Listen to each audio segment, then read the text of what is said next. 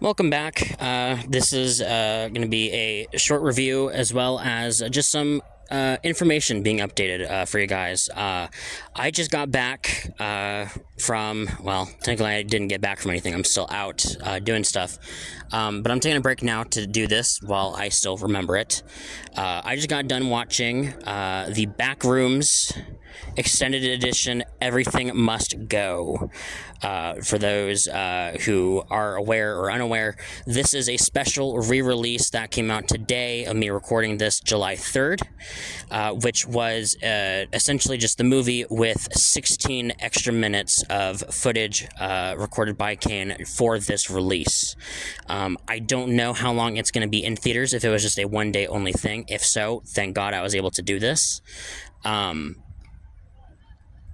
I don't know if it'll be in theaters a little longer or not. I also heard that it is exclusively to theaters, so I don't know if this version, the 15 extra minutes, will be released on DVD or digital when a version comes out to buy or rent. But that being said, there was some speculation going around when I first initially heard about this 2 days ago about what the extra content would be. We'd heard that Kane Parsons had done extra content for this release, but it was unclear whether it was its own episode of the Backrooms, deleted scenes from the movie that weren't kept, or if it was just behind the scenes footage. I also apologize in advance for the loud noises. I am outside recording this, so there will be some noises in the background as well. So it was unclear the extent of the content that would be included in this release, but coming back watching that footage, I am happy with what the footage was, and I'm also going to go ahead and go into detail about what the footage is, as I'm sure other people will as well, just so that if this was something you weren't able to see in theaters, or you weren't sure about checking it out because you didn't know what the content was, hopefully this will set the table up for you. I will go ahead and say now, before spoilers, because there will be a lot of spoilers, since I will be nitpicking this thing and explaining in detail what all happens over the course of the 16 minutes that were shown in theaters.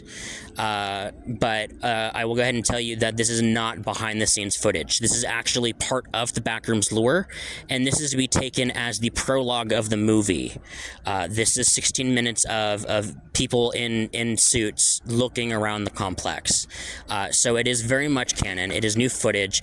It is very much shot the same way that Kane Parsons did the YouTube series, which is why I was excited for it. If it was behind the scenes stuff or deleted scenes, I also would have been excited about it because it's still new content regarding the Backrooms.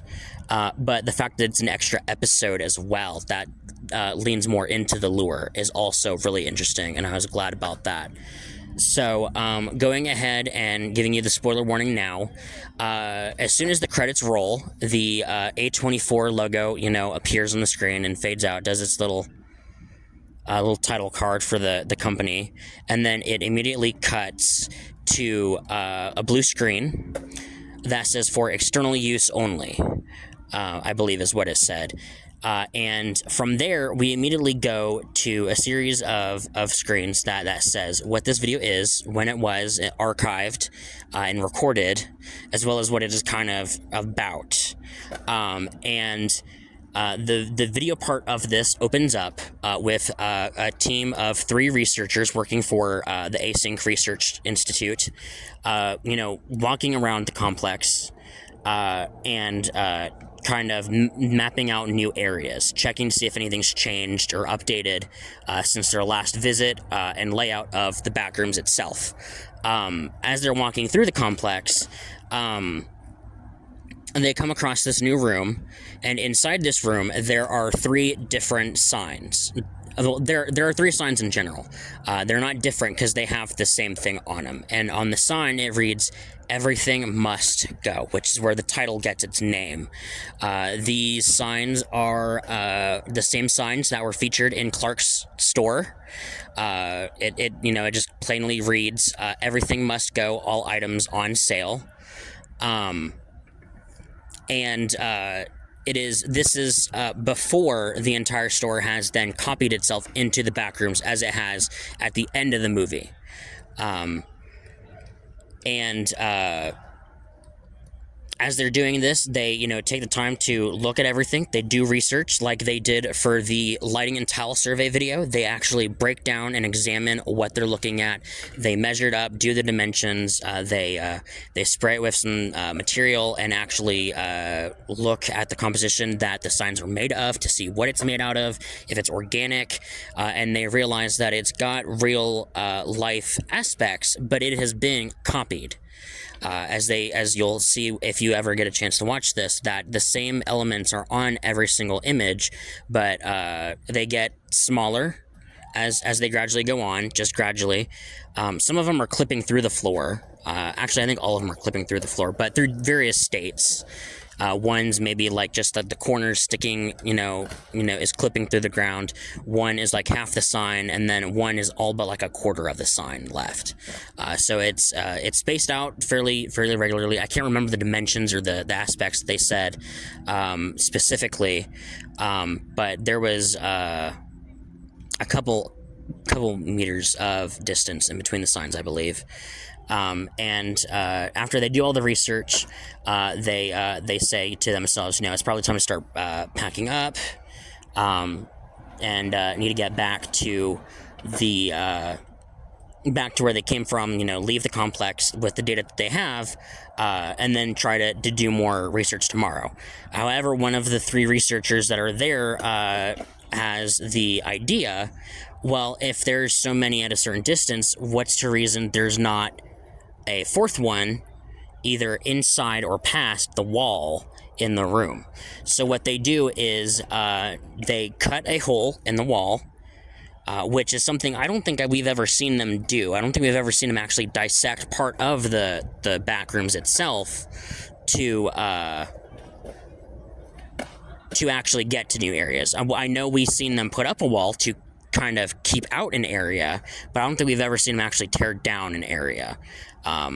So this was interesting to see them actually doing more damage to the Backrooms in order to do more research. As they open the spot in the wall that they had cut open, they see, oddly, surely enough, there is another sign that's even lower. There's even less visible than the other three signs that they had found. Same material and components, and as they're looking, they see something in the distance, in between the walls, and one of the guys panics as he realizes it is a hand. The other two searchers that he's with are obviously curious as to why is there a hand clipping through the wall, where it come from, is it an actual person, who else is here in this complex with us, is there a threat or an imposing sense of danger that we need to be worried about, while the other guy just straight up says, oh hell no, and is scared for his life, immediately thinking they should return. And I believe they even say his name is Mark, which, if this is correct, this is also the same guy that was in the beginning of the movie, which is why this stands to be, to me anyways, and how I'm thinking of this, is the prologue to the movie, especially with what happens next. So after they see the hand, they decide, all right, we're gonna open up another part of the wall. We're gonna go see what's on the other side, and it is just more. It is just more space. The lights are all off. It's completely dark. But in this area, they see more of those signs, but they're actually hanging up. And they look a bit smaller. I think someone else notices in the video as well. So as they're walking through, they're seeing all these different, the guy immediately turns and is jump scared at seeing a mannequin and one of the ship wheels that was commonly seen in the movie itself, and also in Captain Clark's Ottoman Empire. After he realizes it's just a mannequin, he's more calm, he's more relaxed, but still a bit tense as to not knowing what all's in this new area that they've just unleashed. Especially because it's very dark and ominous. There's no lighting at all, as I had said. As they continue walking through, they shine their lights. They're recording. They're taking a kind of a mental inventory of everything they find. Different furnitures. Patio furniture, chairs, a couple of mannequins. And as they start going somewhere, there is a hallway that is completely dark. and they start hearing noises. And all getting a bit scared. They're curious as to what is this noise we are hearing. What is this? What could it be? Is it dangerous? Again, not knowing everything, being unsure. And they have one of the guys go down the hall to try and see what all is there, because they say they see a light. The light they end up finding is part from a TV. There is a TV just out of nowhere in the middle of this room, and as they all go toward it, they realize, hey, this is just a TV. How is it playing? What is it connected to? Is there an outlet somewhere we're not seeing? And it's playing this really loud, ominous music with I believe it's either Japanese, Korean, or Chinese on the screen. I'm not 100% what language it is. I just know that it's characters that are similar to those languages. It's some foreign language on the screen, and it cuts back from that for a couple of seconds to footage, just showing random things that I can't remember specifically or explain very well at the moment. But as it's doing this, they continue hearing that noise, and as they look around, all of a sudden, out of nowhere from this entryway comes the Pirate Clark still life entity, as it starts attacking the async members. And that's kind of just where the video cuts, is Pirate Clark attacking them. And because Pirate Clark's in this, that also makes me believe it is the prequel opening to the movie, because Pirate Clark is there. Because at the end, Pirate Clark is being tested on by async, which heavily confirms in myself the belief that this is the prequel of the movie, the prelude, because immediately after they are attacked by Pirate Clark would be where the movie opens, where it's just the one guy left. He's scared. He's looking everywhere for something, trying to find his way back because he's scared. He's obviously been through something, and that's when he tries interacting with the equipment that they had with them, the three guys that were there originally, and as he's trying to contact them, he even says that he was with a group of guys, and they're not here anymore. They need help. He's requesting backup and everything, trying to find out if he can contact someone, get a way out of there. And then that is when the events of the movie really pick up. Which is why I believe this is prequel. No idea if that's actually true or not, but for purposes regarding canon and story, I believe it is. I forget what date it said. I believe it said June 26, 1990, which, if that's true, I believe that is also the date the video was that it showed at the beginning of the movie, which would also cement the fact that it's the prequel, because it's the same date, the same day, the same time that they went into the complex in both videos. The same, well, not the same time, because obviously it's one begins further along in the part of the story that we're in, but still it's the same day or date that was shown in the beginning. And that is if this is correct. I could be wrong, but this is just my assumption. I know there's probably some people listening to this being, well, that's, an obvious assumption. Given the facts, and everything that they showed, this is obviously the prequel. Why are you even questioning if it's not? Because it's not confirmed by Kane Parsons that I'm aware of yet, as me recording this the evening of, the evening of July 3rd. Because this is something that was, just put out today for the release of the extended cut. So I have no idea if it'll ever see the light of day outside of this or not. But yeah, So this is my assumption. I figured I'd go ahead and do a detailed dive into this, just because I don't know if anyone else is going to be able to chance to see this, because again, I don't know how long this version will be in theaters for. I also don't know if everyone's going to be able to see it, because I know it said it was limited to, I believe I saw somewhere it said it was limited to theaters that only had special opening screenings on Fridays. Luckily enough, the AMC I went to in Dublin, Ohio had Friday screenings, and they were showing this.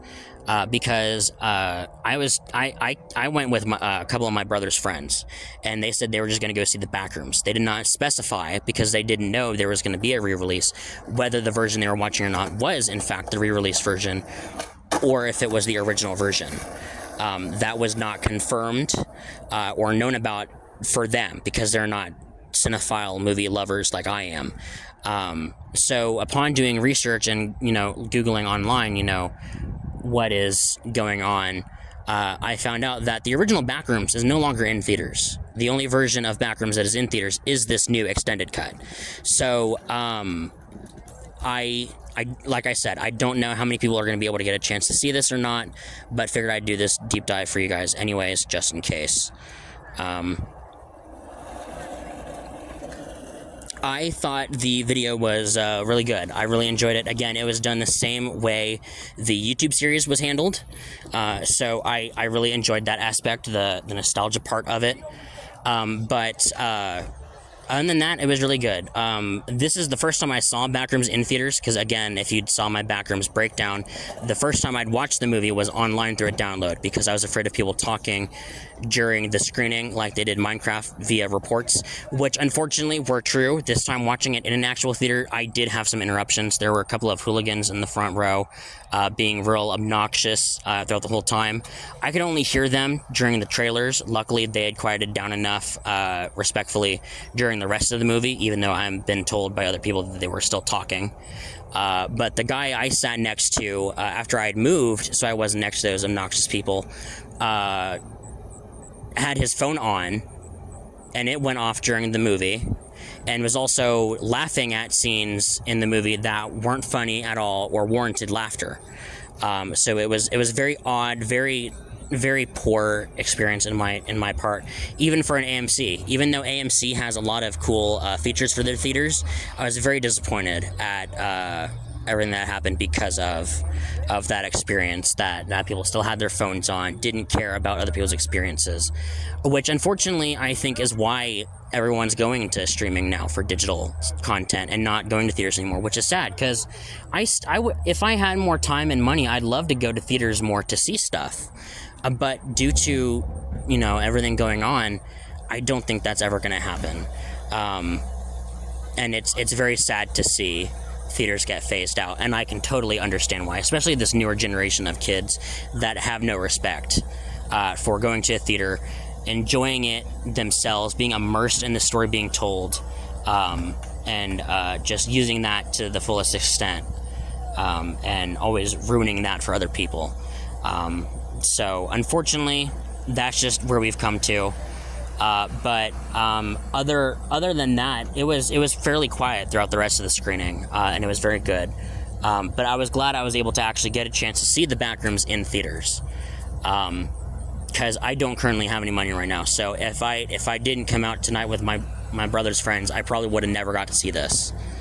And I probably would have been very disappointed, because like I said, I still don't know if this is getting another release of the 15 minutes or not.